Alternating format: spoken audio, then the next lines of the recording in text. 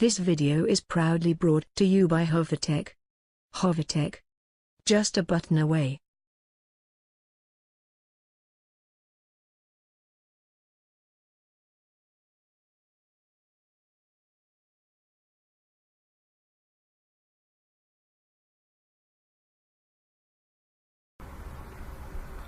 In this video tutorial, I'll be discussing how to use SP Flash Tool. Now, for you to use SP Flash Tool, you of course need your SP Flash Tool. I'll be using version 3 and 5. Now, they are basically the same thing, but some people tend to get confused using them, and they also have some distinct differences. So I'll be using both versions, so it's clear for whichever one you are going to be using. You'd also need your VCOM drivers, which is your USB VCOM driver. Now, you might have noticed that when trying to flash using SP Flash Tool, the SP Flash Tool might just remain at 0%, no flashing, nothing happening. That's because you don't have the VCOM drivers.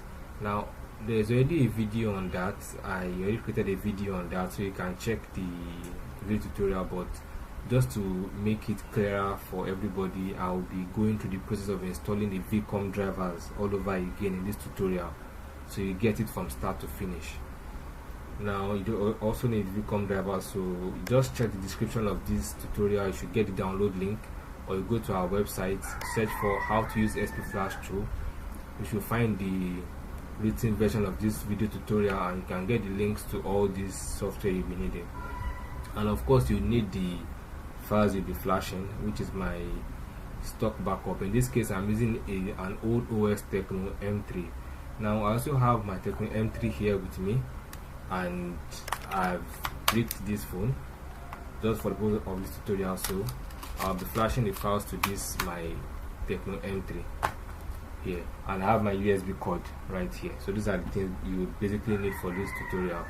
Now, I'll briefly touch the content of the stock backup. Now, this, as you see here, is not the complete backup. This is just a files to flash.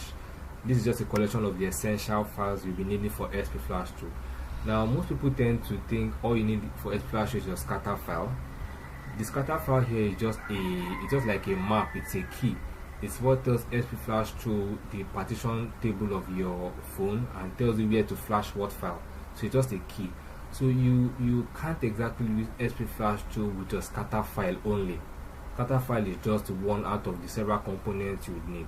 So, but scatter file is a very important tool. It acts as your key to using SP Flash Tool. So that's the scatter file there. And also, you'd have to have the file you wish to flash. In the case you need to flash just one file, you need your scatter file and just that one file. In the case you need to flash many files, you need scatter file and all the files you need. So basically, your scatter file is just like the key to flash, and you need other files which scatter file will be helping you to flash. So since we have all this, I will proceed. Now, the first thing you want to do, of course, as I promised you, I will take you through the installation of your VCOM driver. Now, I already have my VCOM driver extracted. Alright, this is my USB VCOM driver here. Alright, now if you look here, all I have is Windows 7, and I'm using a Windows 8 PC. But since Windows 7 and Windows 8 are very close in driver usage or the drivers they need, I can safely install my Windows 7 drivers on my Windows 8. So we have the drivers ready. So now the first thing you want to do before you talk about using SP Flash Tool at all is to install the drivers. Now, for SP Flash Tool, you don't need an internet connection, so don't worry about internet connection. Everything can be done offline. So installing the drivers, the first thing you want to do is open Device Manager. So I will search for Device Manager here. Alright, here's my Device Manager. Now, what we are basically going to be doing here is we are going to be manually installing this VCOM driver. There's a automatic method of installing it where you use an installer, but we are going to be manually installing it, just in case you don't have access to the automatic installer. So the first thing you want to do here is just click anything. Just click any item on the list, any item at all on the list. So once you click an item, you go to Action, then you go to scan for, add legacy hardware. Click on add legacy hardware. Then from here a wizard will pop up. next. From here you click next. Now before you go proceed at this point, lest I forget, if you're using a Windows 8 PC, it's very important to disable driver signature verification. Now there's a video on that. I created a video on that. You can also check our website for how to disable Windows driver signature verification, because if you don't disable that, you will not be able to install an unsigned driver. Now this driver I'm trying to install is unsigned. It doesn't mean it's not going to work, it doesn't mean it's dangerous or something, it's just not signed. Now you understand? So basically Windows 8 just believes that any unsigned driver must be unsafe, so it doesn't allow you to go ahead to install that. So you need to first disable signature verification if you're using Windows 8 before you proceed with this. Check my list of previously uploaded tutorials or video tutorials, or you go to our website for how to disable signature verification on your Windows 8. So from here you click install the hardware that I manually select from a list, then next. You just click next here. Now at this point you click have disk. Now here I'm going to choose the driver I wish to install. So I just go straight to my Hovatech folder. My VCOM drivers, USB VCOM, don't forget, Windows 7. Since I don't have Windows 8 and 7 are closed as I mentioned, so I can use Windows 7. Now my PC is a 64-bit PC, so I just select 64-bit. Now for those who don't know how to check if theirs is 32 or 64-bit, quickly just go to my computer, right click on it, click on properties, and you see your PC. Mine is this 64-bit system type, 64-bit. Here it is. Alright, so that's how you just check it. Right click on my computer, properties, and that is it. Alright, let's proceed with the installation of driver. So from here I've loaded the driver I wish to select. Let me do that again just in case you've forgotten. Go straight to where the folder is. You select that for your PC. Mine is 64-bit. If yours is 32-bit, select this instead. So mine is 64-bit. I select and then open and then OK. Now this is the one that I mentioned. This driver is not digitally signed, but this is nothing to worry about. You just have to proceed and then you click next and next.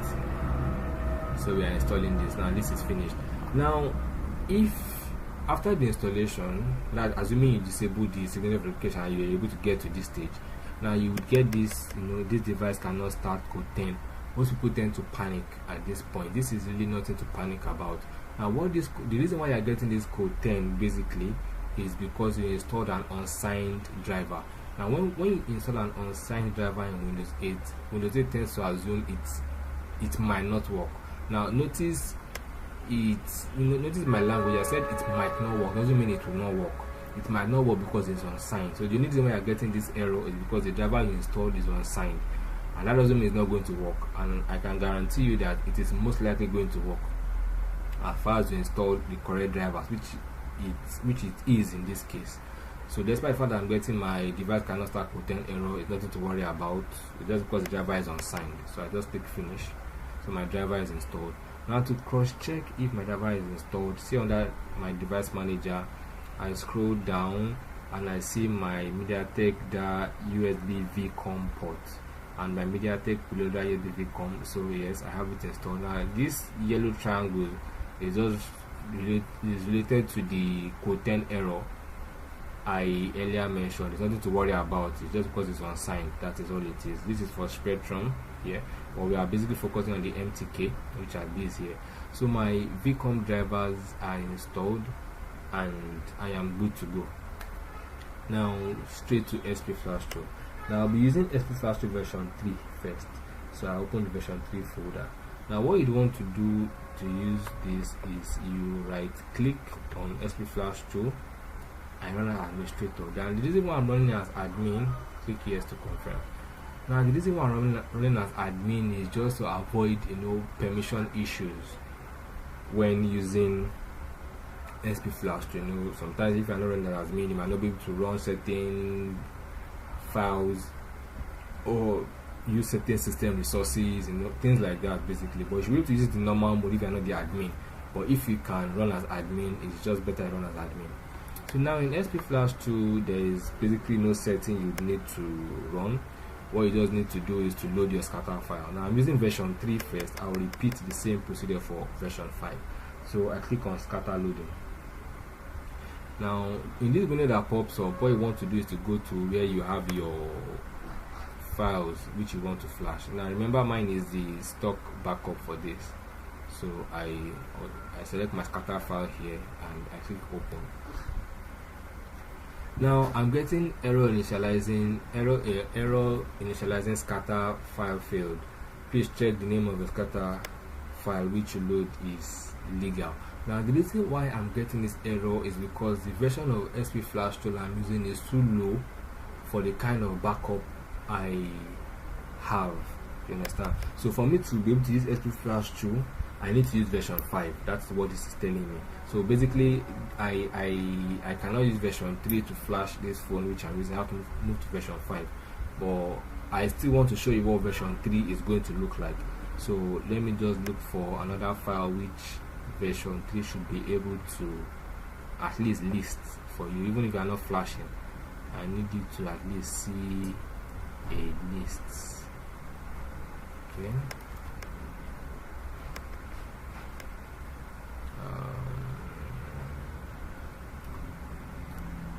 Let's see. Okay, let's see Tecno D3 should be able to at least have. Okay, alright, so this is basically what version 3 is going to look like. That is, if it's going to be compatible with your phone, this is what version 3 looks like. So it's going to be the same thing as us using version 5. Just take note of where the following things are: format, firmware upgrade, download. These are just the basic things you just need to take note of. I'll explain these things in version 5, but it's basically the same thing. There's also read back for you to back up a phone, but that is beyond the scope of this. There's a video on how to back up a working phone using SP Flash 2. You can check out video tutorial on our website. Now, but basically this is what your version 3 is going to look like. Now you would see this part in red, your preloader in red, and your DSP_BL in red. Now the reason why these two are in red is just like a warning. It's more like telling you, do not flash these files unless you really need to, or unless you're really sure of what you are doing. As I earlier mentioned, preloader.bin and DSP_BL are basically your preloader files. They help your phone to even show a sign of life. So if you really do not need to flash these files, do not flash them. If your phone is not totally dead, do not flash them. But if your phone has a sign of life, ignore this. If your phone is totally dead, then you can go ahead to flash them. That it has a sign of life. But if it has a sign of life, it can respond to power button, or it can just show a sign of life at least. Do not flash preloader.bin unless you flash a wrong one mistakenly or something. But just do not flash this at will. So you see that the rest are ticked. We have U-boot ticked, boot ticked, recovery ticked, and the rest. Now you see that some are ticked and some are not ticked. Like this is not ticked. Now the reason why some will be ticked and some will not be ticked is because they are not present in that particular stock backup which you have. So what that basically means that if you load a scatter file from a folder containing your stock ROM and a particular file is not there in that same directory where the scatter file is, it will not appear here. When I load this scatter file here, the only files it's going to see are all these files here. Any file that is outside this folder, this scatter file will not see it in SP Flash 2.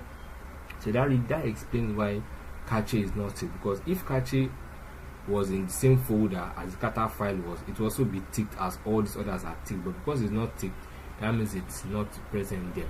But of course, there's a way for you to manually load a file in a case where maybe it's not appearing here for one reason or the other, maybe because it's in a different location or somewhere it's just not loading. There's a way you can manually load a file. Now, for you to manually load a file, I will assume, let's say my boot.img was not ticked, for example. My boot.img wasn't ticked. I'm using D3 in this case.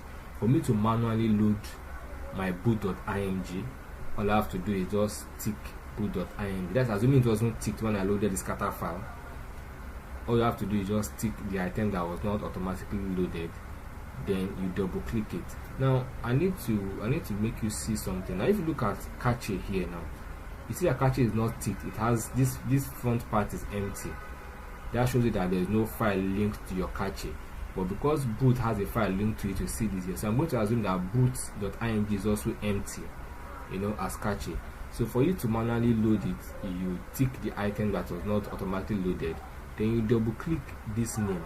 For version 3, that is how you manually load. But for version 5, this is where you click. For version 5, you click here, this field here, you click this, just in case I forget to mention that version 5.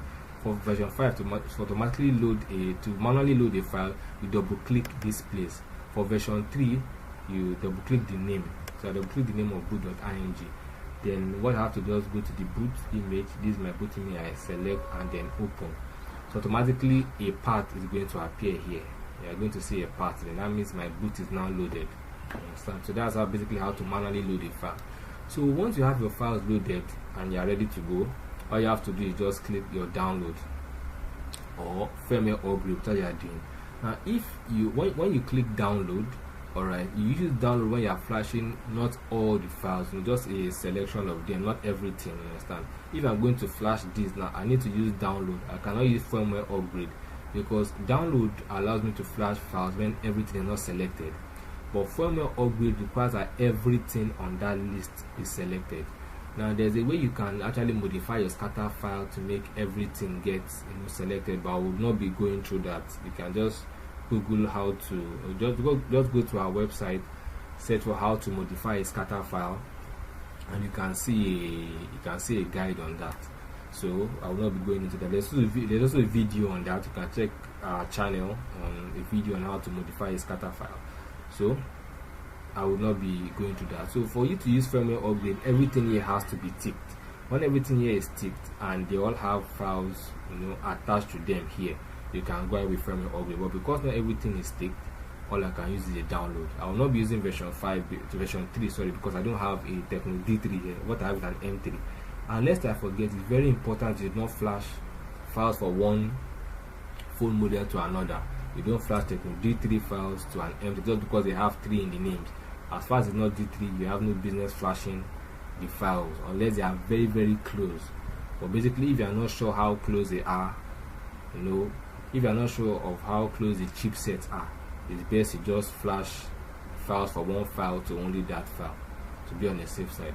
So I'll not be using version 3. I will close version 3. So basically, you already have an idea of how the database of version 3 works. All I have to do after loading the files, I click my download or my firmware upgrade depending on which you are going to be using, and then once that starts, once I click my download, it will give me this. Not all images are correctly loaded as I mentioned, which may cause boot up issue. Do you still want to go on downloading anyway? Of course, you click yes. It's nothing to worry about. So you are not downloading all files. It's just warning you that you might not have some essential files which you might need. So do you still want to proceed? Of course you want to proceed. So at this point now, stop is going to be in red and every other thing is going to be grayed out. So what you need to do now is to just remove the battery from your phone. That's assuming you're using version 3. Remove the battery from your phone and slot it back in without booting the phone. So I have my phone switched off with battery in. So you then connect the phone to the PC via your USB cord, and once you connect via USB cord, flashing should begin. So that's the version 3, but I will not be using that live here because version 3 doesn't support the M3 which I have here. I'll be using version 5 for that very tutorial. So that will be that for version 3. I click stop. Alright, now version 5. This is what I'll be using to flash. I run as administrator. Version 5. Yes.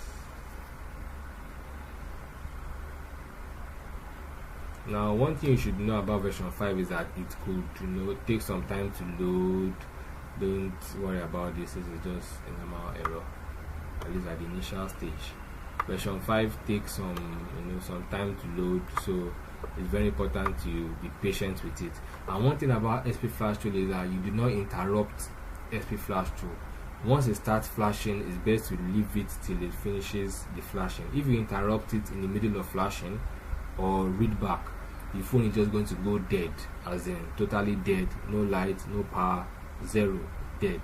Now when that happens, if you accidentally interrupt SP Flash Through, it's nothing to panic about. What you basically need to do is take out the battery and slot it back in and keep charging the phone. If the battery is not removable, just connect the phone to a power source and keep charging. Just keep charging, and just keep charging. The phone will eventually come up. Alright, so we'll be using version 5 of SP Flash Through, and this is basically, I'll just quickly take you through what version 5 really does, the functions you have in version 5 and how to use them to flash your phone. Okay, in version 5, the first thing you want to do is to load the scatter file. So I click scatter loading, it opens locate the stock backup, and you select the scatter file and then open. Alright, so you can see that not all items are ticked. I have my capture user that are not ticked. Now I already explained the reason why they are not ticked. Besides, these two files are very optional files, so the phone will work fine whether or not you flash them, so you don't really need to flash them. So what you basically need to do at this point now is to decide whether you want to format first, or you want to download, or you want to do a firmware upgrade. I already mentioned you do not flash preloader at any point. If you don't need it, do not bother flashing it, but you can decide to flash or not if you want. Now for you to select the file you wish to flash, all you have to make sure is that the file is ticked. So what that means is that if I proceed with flashing, all these files will be flashed. If I want to exclude a particular file, all I have to do is untick that file. Alright, so if I proceed with flashing at this point, all that will be flashed are uboot, boot.img and recovery image. Alright, but if you want to flash more files, you can tick. But it's very important that you do not tick files that don't have a path in front of them. As you can see, all these files that are ticked have paths in front of them. That means they are actually linked to specific files. So if you go ticking these two files, for example, and try to flash, you'll get an error because they don't have any files linked to them, they have no path, so you do not tick them. So in the case where you really need to flash a file and the file is not appearing here for any reason or the other, and you do have that file in the backup, what you need to do is to manually load. And for version 5, to manually load a file, all you have to do is just tick the file. So I'll assume maybe my recovery was not loaded, despite me having a recovery.img in the same folder as the scatter file. So I'll just tick my recovery, then you double click, it will pop up a window. All you have to do is select the recovery image and open. So the recovery image will now have a path. So they basically allow to manually load a file in the case where the file does not appear loaded, as in the case of capture user data. So at this point now, I proceed. You could decide to format, but I advise you to only format when you really need to, as I earlier mentioned. So if you want to proceed with formatting anyway, all you need to do is to disconnect the phone from the PC at this point. Alright, select auto format flash and format whole flash except bootloader. Just select these two options and then you click start. So now stop is going to be in green. So what you just need to do at this point is take out the battery from the phone, put the battery back in without switching on the phone. So the phone is off with the battery in. So you just connect the phone to the PC via USB cord and watch the formatting process. Once formatting is done, you get a green box saying OK. And you will notice, of course, after formatting, your phone will be dead. No power, no sign of life, nothing. Now don't panic. The reason why your phone is dead is because you formatted the phone without replacing it with any OS. So obviously your phone is going to remain dead. For you to bring your phone back to life, you need to flash the complete backup to it. Especially it needs to contain preloader.bin for you to be able to bring back your phone again. So I advise you only format when you need to, and when you have the necessary files to revive the phone after formatting. If you don't have the files, do not format. So I will not be formatting here, I'll just be downloading. Now you have the option of download only, format you have the option of format all. We'll be looking at 3 options: format all plus download, firmware upgrade, and download only. Now the format all plus download is going to do a format first before it downloads. Alright, in which case all items will need to be ticked, of course, in most cases. For the firmware upgrade, all items need to be ticked, so we cannot use this option in this case because cache and data are not ticked, so we can't do a firmware upgrade, or we can use a download. Alright, so for this case we select download. But if we really need to do a firmware upgrade, that means if you have all the files and wish to flash everything and all items are ticked here, all you have to do is select firmware upgrade from here and then click download. You can see all files automatically ticked, but because these two don't have a path, this is going to fail, so it's best to just stick to download only. Alright, so now I'm going to use download only. What you need to do next is make sure your phone is not connected to the PC and it is switched off with battery in, so just click download. Now to save time, I will not be flashing all files, I'll be flashing only the boot image, but it's going to be the same procedure, of course, as if you are flashing everything, just take a longer time to flash. So for example, I'll be flashing boot.img, but if you want to flash any file at all you have to do is tick that particular file to flash. But just to make it fast, I will be flashing only boot.img. So once I have my boot.img selected, it's ticked and it has a path, all I do is click download. Now stop is going to be in red. What I'm expected to do now is my phone, I've removed the battery, I've put it back in, the phone is switched off, still with the battery inside. All I'm going to do now is to just connect the phone to the PC via USB cord, and flashing should begin. Now it's very important to give this time. Just because it's staying this way doesn't mean nothing is happening. I'm having not responding. It's very important you do not try to disconnect, because if you disconnect at this point, it's just going to go totally dead, in which case you have to keep charging and charging and charging and charging to do anything. Alright, so once flashing is successful, you are going to get the prompt to confirm that.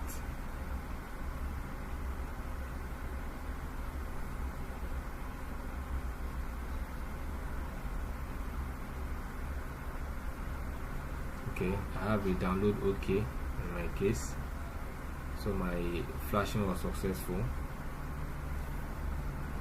So I'm going to flash something that will take longer. Let me flash something that will take longer. So you see a download, so you see the loading process. But if we intended to flash both boot and Android, you could just tick both of them and flash it once. But I just want you to see the load process this time around. So I'm going to be clicking download for my version 5 seems to be acting up. It gets that slow at times, so it's important you are patient with it, do not rush it, do not interrupt it. So the reason why I'm going with Android this time around is because I want you to see the loading process. Alright, so I'm going to connect the phone to the PC now and watch download begin.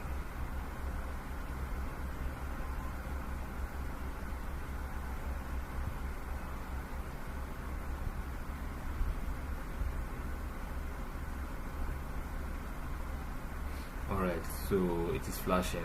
So for the boot.img I flash is because the file is so light and everything just happened within a few seconds and it looked like nothing really happened, But this is the system.img, this is going close to 300 megabytes, if not 400 megabytes in size. So that of course takes a longer time to flash. So now we are seeing the flashing procedure. So during this point, at this point, do not disconnect, do not interrupt, just let it flash. If you mistakenly interrupt, or if it just gets interrupted at this point and your phone goes dead, do not panic. Just keep charging and charging and charging. Uninstall VCOM drivers, reinstall, remove the battery if it's removable, slot it back in, and just keep charging and charging. And eventually the phone is going to come up and you'll be able to flash again. So we just wait for this flashing procedure to finish. So while waiting for flashing, SP Flash also has a read back function, which is this read back.